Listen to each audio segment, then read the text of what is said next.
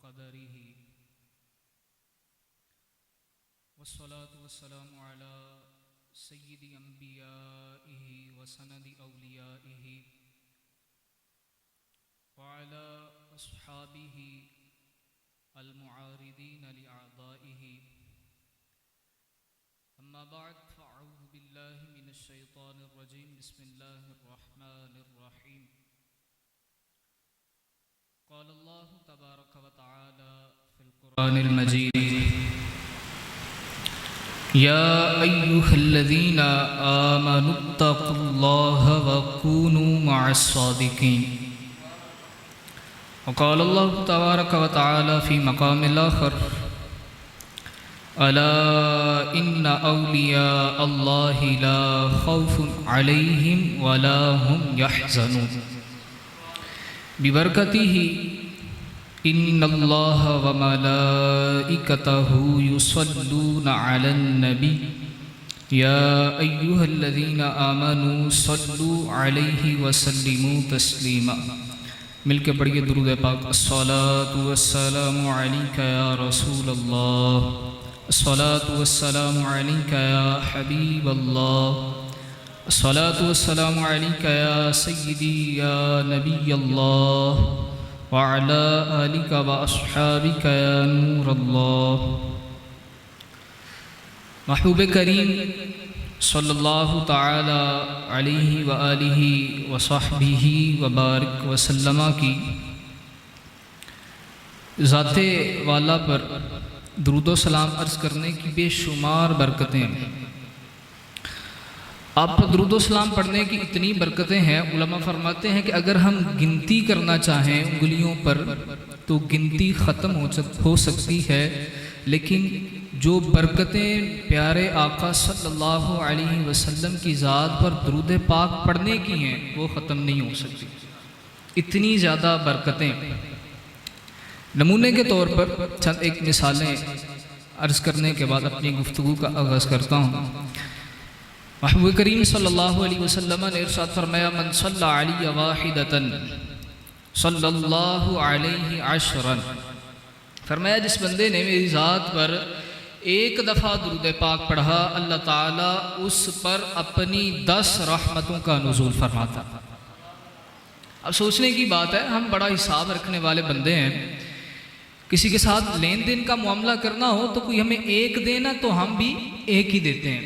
मिसाल के तौर पे सलामी देने का मामला आता है किसी की शादी पे, तो मिसाल के तौर पे उसने कि हमें 500 रुपया दिया था, हमारे साढ़े पुत्र को 500 रुपया दिता सी। जब हमारी बारी आती है, जब वो अपने बेटे का निकाह करते हैं, शादी करते हैं, होना तो ये चाहिए था कि उन्होंने 500 दिया है, मैं 1000 2000 दूँ, लेकिन होता क्या उन्हें मैंने 500 दिता ही तो मैं भी 500 ही देना है। तो बड़ा हिसाब किताब रखने वाले बंदे हैं। कुर्बान जाएं अपने रब की ज़ात पर, अपनी रब की रहमत पर कि पढ़ता एक दफ़ा दुरूद है लेकिन रब की रहमतें उसे 10 रहमतें अता फरमा देती। और बस यही नहीं, यही नाम नहीं मिला, फरमाया 10 रहमतें तो मिलेंगी। फरमाया अल्लाह ताला उसके 10 गुनाहों को भी मुआफ़ फरमा दे, 10 गुनाह भी मुआफ़। अब यहाँ ही इंतहा हो जाती तो काफ़ी था, मज़ीद दरे रहमत जोश पे आया। फरमाया जो एक दफ़ा दुरूद पाक पढ़े अल्लाह ताला उसके 10 दर्जात को बुलंद फरमा देगा। तो एक दफ़ा जो पढ़ता है उसे इतनी बरकतें, इतनी शानें, इतना उरूज। तो जो ज़्यादा पढ़े, पंजाबी की मिसाल है जिन्ना गुड़ पाओ उन्ना मिठा। तो जितना दुरूद पढ़ते जाएंगे उतनी ही रब की मार्फत, रब की पहचान, रब के कुर्ब की मंजिलें तय करते जाएं। इसी तरह प्यारे आका सल्लल्लाहु अलैहि वसल्लम ने इरशाद फरमाया जिसने मेरी ज़ात पर 100 दफ़ा दुरूद पाक, मन सल्ला अलैहि मिअतन, अरबी के अल्फाज इसलिए सुना रहा हूँ ताकि हुजूर के कलाम की बरकतें नसीब हो जाए। मन सल्ला अलैहि मिअतन कतबल्लाहु बैना ऐनैहि, अल्लाह ताला उसकी दोनों आँखों के दरमियान माथे पर लिख देता है क्या, बराअतम मिनन नारी व बराअतम मिनन निफाक। कि ये 100 दफ़ा दुरूद पाक पढ़ने वाला शख्स ऐसा है कि अल्लाह इसके माथे पर लिख देता है कि ये बंदा जहन्नम की आग से भी आज़ाद है और मुनाफिकत से भी आज़ाद है, मुनाफिकत से भी आज़ाद है। तो ये प्यारे आका सल्लल्लाहु अलैहि वसल्लम की ज़ात पर पढ़ने की बरकतों का एक नमूना आपके सामने मैंने पेश किया। इसकी बहुत ज़्यादा रिवायतें हैं, बहुत ज़्यादा। उलमा ने मुस्तकिल तौर पे दुरूद पाक पढ़ने की फजीलतों पर किताबें लिखी हैं।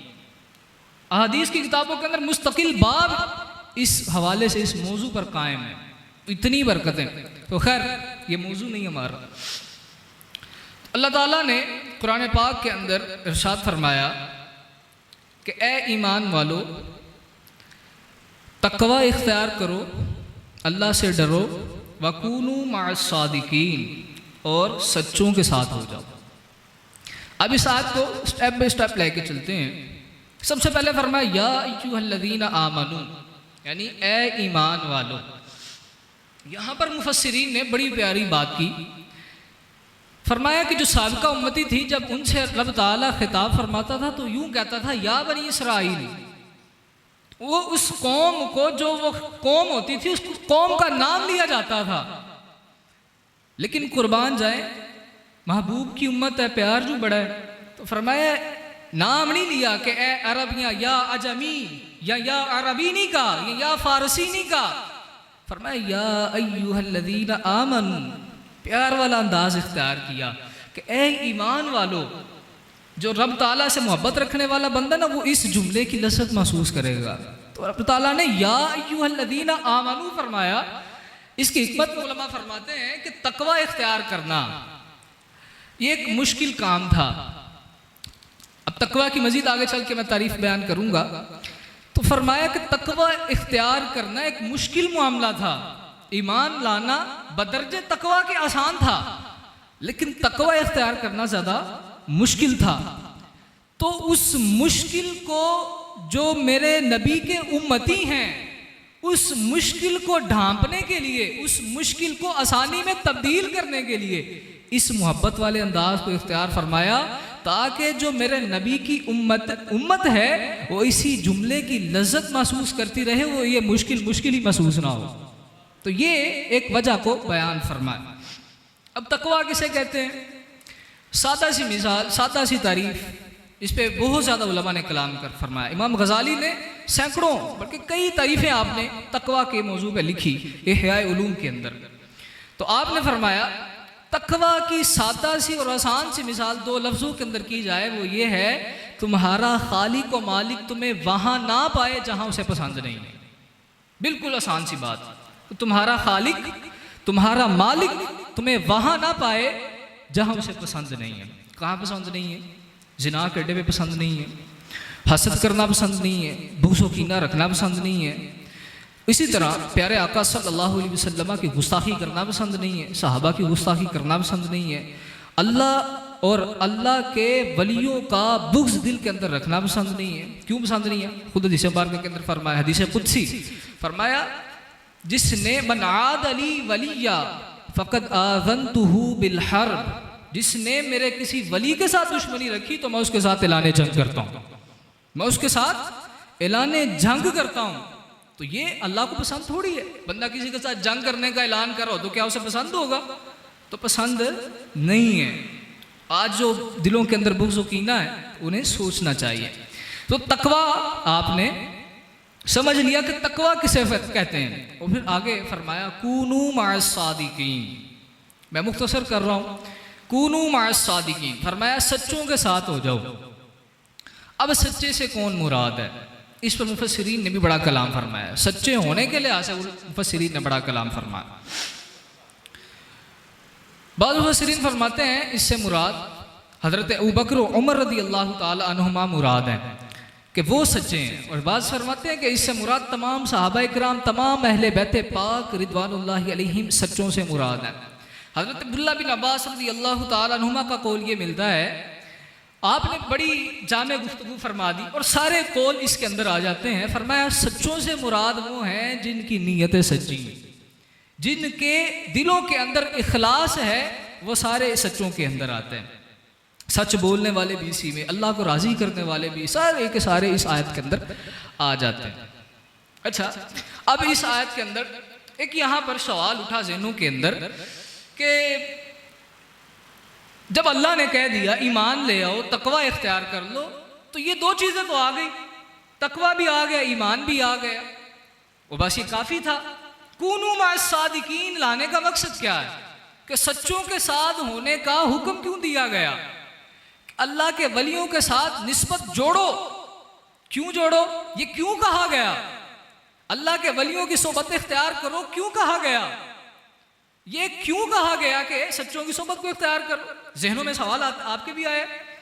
तो फरमाया कि तकवा इख्तियार कर लिया, ईमान ले आए, तो सच्चों का इख्तियार क्यों जरूरी हो गया? तो फरमाया, बड़ी सादी सी मिसाल से आपको समझाना चाहूँगा। हज़रत मुफ्ती अहमद यार खान नईमी गुजराती रहमतुल्लाह ताला अलैह हमारे पास शहर है गुजरात, वहाँ मज़ार आपका। तफसीर नईमी के अंदर आपने बड़ी प्यारी मिसाल, सादा सी मिसाल जिक्र की, समझ में आ जाती है। कहते हैं सानू बहुत ही समझ आएगी, साड़ा रास्ता खतरनाक। तो आपने ना एक ऐसे रास्ते की मिसाल दी। कहते हैं एक रास्ता हो, सुनसान हो, तुम्हारे पास हो खटरा सी बाइक, साइकिल हो, बड़ी गाड़ी ना हो, तुम हो भी अकेले, रात का सुनसान वक्त हो, आखिरी वक्त हो, और खतरा हो कि भाई चोर खड़े हैं मुझे लूट लेंगे, और कन्फर्म भी हो कि भाई सेम तक खलोते ने, लम्या पा लेना उन्होंने, फड़ लेना उन्होंने। तो ये खतरा बल्कि कन्फर्म हो, एक तो है ना कि पता नहीं होएगा या नहीं होएगा, एक कन्फर्म है, आने वाला बता के जा रहा है भाई सेम ते बंदे खलोते नहीं, ध्यान ना जाएं या राह बदल के जाएं, तो ये कन्फर्म है। तो आप क्या करोगे? अकेले आओगे? जी बोले, अकेले आएंगे? नहीं ना आएंगे। तो फरमाया कि जब ऐसा रास्ता हो और आप अकेले हो और ख़तरा हो कि भाई माल लूटा जाएगा, बाइक छीन ली जाएगी, गाड़ी छीन ली जाएगी, मोबाइल छीन लिया जाएगा, लुट जाएंगे। तो फरमाया जब दुनिया के मामले के अंदर तुम ये कहते हो कि मैं लुट जाऊंगा, और वहाँ आप खड़े हो जाते हैं ना, फिर कोई बड़ी गाड़ी अपनी 2-4 बंदे मिल जाते हैं, तो फिर हम आते हैं कि गाड़ी और आ जाए तो उसके साथ मिल के फिर आगे जाएंगे। तो फरमाया मसला हल हो गया, मसला हल हो गया कि दुनिया के मामले अंदर दुनिया का अगर रास्ता खतरनाक हो तो साइड में खड़े हो जाते हैं, इंतजार करते हैं कोई बड़ी गाड़ी, ट्राली आ जाए, बड़ी गाड़ी आ जाए तो उसके साथ मिल के गुजर जाएंगे। तो कहा दुनिया के मामले में तुम्हें बड़ी फिक्र है, तो उस बारे में क्यों नहीं सोचते कि जिसके बारे में तुम्हारा रब फरमा रहा है इन्नश्शैतान लकुम अदुव्वुम मुबीन, शैतान तुम्हारा खुला दुश्मन है, वड्डा लुटेरा है, वड्डा डाकू है, और उसका अपना भी दावा है कि मैं तो ईमान भी लूटूंगा, अमाल भी तबाह करूंगा और जहन्नम में लेके जाऊंगा। उसका तो दावा ये है कि जब तक दम में दम है मैं अल्लाह तेरे बंदों को गुमराह करता रहूंगा। उसका तो दावा ये है, और ये कोई बयान करने वाला कोई आम बंदा नहीं है। पा मिट्ठू उठ के बयान नहीं कर रहा। मिट्ठू मैंने वैसे किसी को आम बंदे को नहीं, वैसे एक नाम लिया कि जो आम बंदा हो, सीधा मीधा उठ के बयान नहीं कर रहा, बल्कि रब फरमा रहा है कि शैतान तुम्हारा खुला दुश्मन है, लूटने वाला है। तो रब की बात झूठी हो सकती?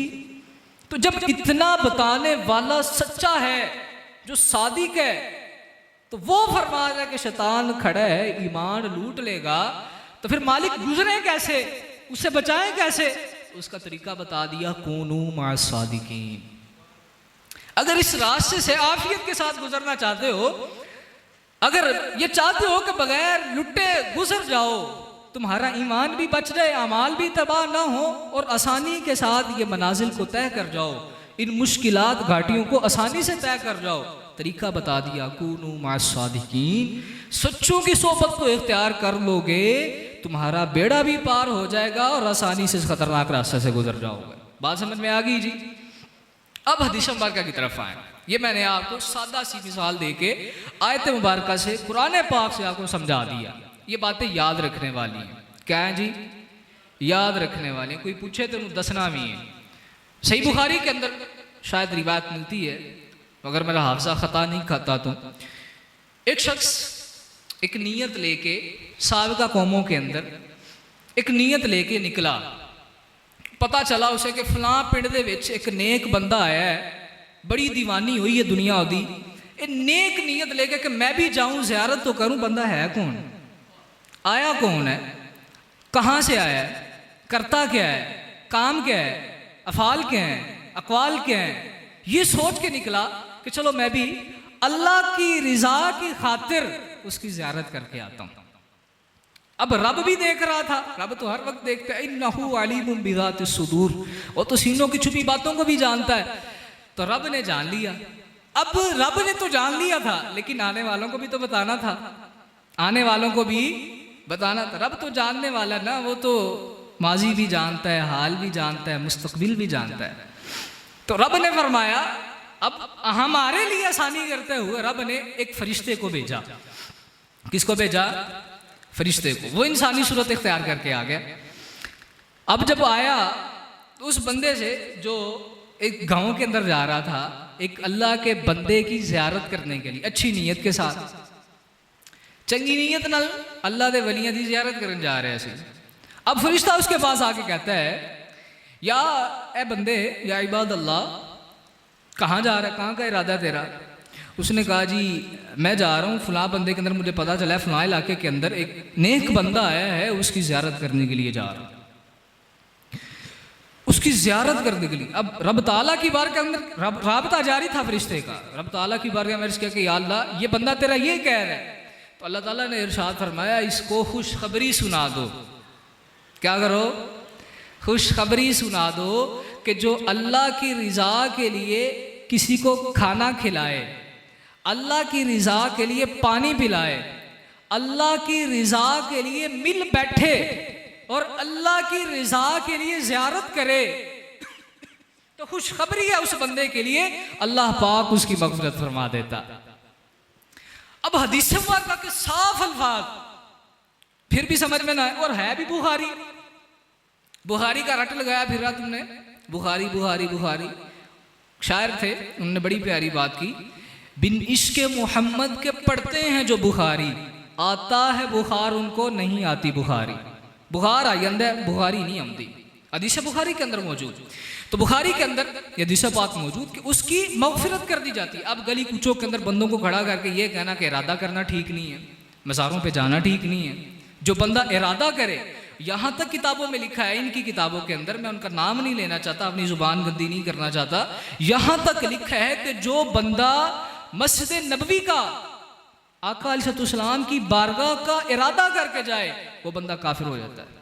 हराम है उस बंदे के लिए जो अल्लाह के घर के अलावा किसी और घर, तो बंदा दही लैन भी ना जावे, रोटी लैन भी ना जावे। इरादा तो बंदा करता ना कि मैं रोटी लेने जा रहा हूँ, इन्होंने ये लिखा है कि इरादा करना किसी और जगह का ये हराम है, तो बंदा फंस गया, हूँ तो दही भी नहीं लैन जा सकता, हराम काम कर लेना है। तो इरादा करना, तो उस बंदे ने भी इरादा किया था अल्लाह की रज़ा के लिए, अल्लाह के नेक बंदे की ज़ियारत करने जा रहा हूँ। हम क्या करते हैं? हम भी यही करते हैं, अल्लाह के नेक बंदे की बारगाह के अंदर आते हैं, इतना बड़ा नाम, दाता साहब की बारगाह के अंदर जाते हैं, इतना बड़ा नाम गौसे पाक फरमाते हैं दाता साहब के बारे में। हाँ जी, इल्म की बात बताऊँगा आपको, गौसे पाक दाता साहब के बारे में फरमाते हैं, अगर मैं इनके ज़माने में होता, दाता साहब गौसे पाक से पहले गए हैं, कहते हैं कि अगर मैं दाता साहब के ज़माने में होता तो मैं इनका मुरीद होता। इतनी शान सानू कदर कोई नहीं दाता साहब दी।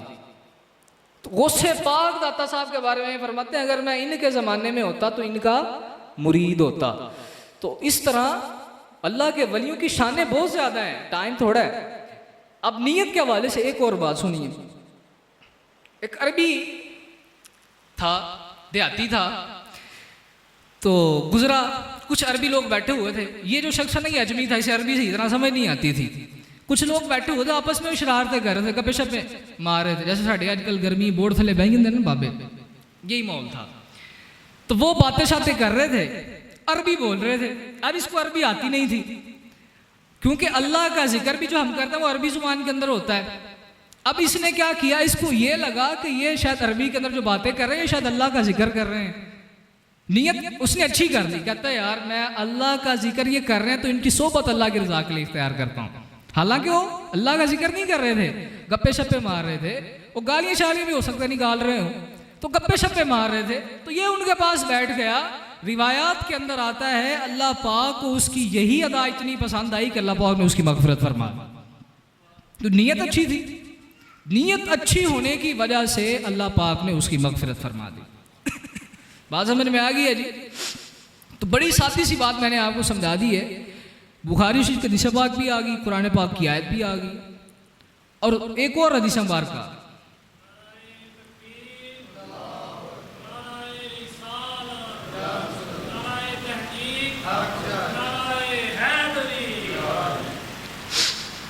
अल्लाह। तो बात बड़ी आसादी सी है। और नियात के बारे में तो खुद उलमा फरमाते हैं, बल्कि हदीसों बार का जितने भी मुहद्दिसीन हैं उन्होंने हदीसों की किताबें लिखी हैं, उन्होंने सबसे पहले इस हदीस बार को लिखा है। सबसे पहले नहीं लिखा तो कहीं ना कहीं जाके इस हदीस बार को लाजमी लिखा है। कौन से हदीस बार का? हज़रत फारूक आज़म रज़ी अल्लाह तआला अन्हु रावी हैं। फिर मैं इन्नमल अअमालु बिन्नियात, बुखारी शरीफ के अंदर सबसे पहली हदीस बार का इन्नमल अअमालु बिन्नियात, अमाल का दारोमदार नियतों पे है। जिसकी नीयत अच्छी है बख्शा गया। नियत क्या करता है? अल्लाह की रजा के लिए मैं फलां बाबा जी के मज़ार पे हाज़िरी देता हूँ। अच्छा, अब यहाँ पे ये सवाल आता है जी, देखिए हम मज़ारों पे जाने के खिलाफ नहीं है, हम भी मानते हैं, बल्कि यहाँ चलते चलते एक और हवाला, ग़ज़वा बदर के अंदर जो सहाबा किराम शहीद हुए थे, ग़ज़वा बदर नहीं, ग़ज़वा उहद के अंदर जो सहाबा किराम शहीद हुए थे, सरकार अलैहिस्सलाम से साबित है कि सरकार अलैहिस्सलाम हर साल उनकी कब्रों पे हाज़िरी दिया करते थे, उनके मज़ार पे हाज़िरी दिया करते थे। हवाला हमारे ज़िम्मे में। तो हर साल जब सरकार का, इसी तरह प्यारे आका सल्लल्लाहु अलैहि वसल्लम का इरशाद फरमाया, मैं तुम्हें पहले मना किया करता था कब्रों की ज़ियारत से, पहले तुम्हें कब्र की ज़ियारत से मना किया करता था, लेकिन अब मैं तुम्हें हुक्म देता हूँ कब्रों की ज़ियारत किया करो। जो तो हुक्म आ गया, पीछे कोई गल बाकी रह गई, लेकिन समझ ना आवे तो फिर मई युद्लिल्लाहु फला हादी अला, हर जुमे को खुतबा सुनते हैं, पढ़ते भी हैं कि जिसको अल्लाह गुमराह करे उसको कोई हिदायत देने वाला नहीं। कुरान के अंदर वाज़े नसूस, तो ये हदीस मुबारक हमारे सामने है। तो घबराने की टेंशन नहीं है। अल्लाह के बाबों की, अल्लाह के वलियों की बारगाह के अंदर जब हम आते हैं तो सही अकीदा रख के आया करें। हाँ, जो बात मैं करने लगा था, इतराज़ ये होता है, हमें भी चाहिए इन कामों को अपने दरबारों से दूर करें, ऐसे लोगों को दरबारों से दूर करें जो हमारे अहले सुन्नत का नाम बदनाम करते हैं। अच्छा, इतराज़ क्या होता है? नहीं, कहते हैं हम मज़ारों पे जाने के खिलाफ नहीं है, हुजूर भी गए हैं, हम भी मान। अच्छा, तकिया कर जाते हैं, तकिया एक तो कालों के अंदर है ना, ये भी तकिया कर जाते हैं, जो फंस जाते हैं ना, फिर जिधर राह लगता है ना, डूबते को तिनके का सहारा, जो तो लगता है फिर निकलने की कोशिश करते हैं। अच्छा, ये कहते हैं हम मज़ारों पे जाने के खिलाफ नहीं है, हम ये कहते हैं जो आप मज़ारों पे करते हैं ना, खराफात करता है, बीबियाँ मज़ारों से आनी है तो मना है ना, थोड़े मौलियाँ मना किया है, ये तो बीबियाँ आदियाँ ने, तां सही कहते ना जाया करो, बेपर्दगी होंगी। फिर कहते हैं जी वहाँ पे बैठ के भांग घोट के पीते हैं, नशा करते हैं, इसलिए ना जाओ। फिर कहते हैं जी वहाँ पे ढोल ढमक्का होता है, इसलिए ना जाओ। ओ भाई, सादी सी मिसाल है, नाक पे मक्खी बैठी हो ना, क्या बैठा हो, मक्खी बैठी हो तो नाक नहीं काटा जाता, मक्खी को उड़ाया